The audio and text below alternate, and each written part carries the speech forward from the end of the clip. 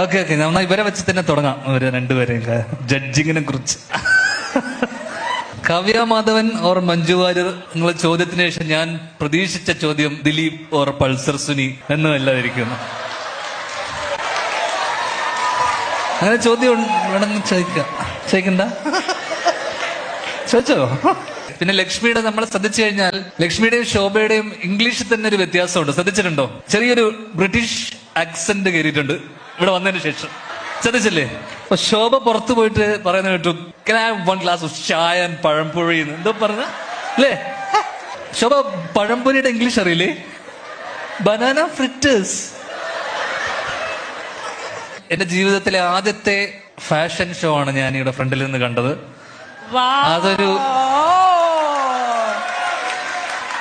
അടുത്തൊരു തിരിച്ചറിവും ഒരു പാഠം എന്ന് വെച്ച് കഴിഞ്ഞാൽ ആഴ്ചക്കാഴ്ചക്ക് ഫാഷൻ ഷോ കാണണം എവിടെയെങ്കിലും പോയിട്ട്. ആ അന്ന് ഇതുപോലത്തെ ജഡ്ജിമാരും കുറെ ചോദ്യങ്ങളും ഉണ്ടാകാതിരുന്നാൽ മാത്രം. Kavya Madhavan or Manju Warrier or Bhavana, what is a woman, എന്തൊക്കെയാ ബിൻചേട്ടാ, who are you, what are you doing, ഇതൊക്കെയാണോ ചോദ്യം? രണ്ട് ചോദ്യം പറയൂ. No no no no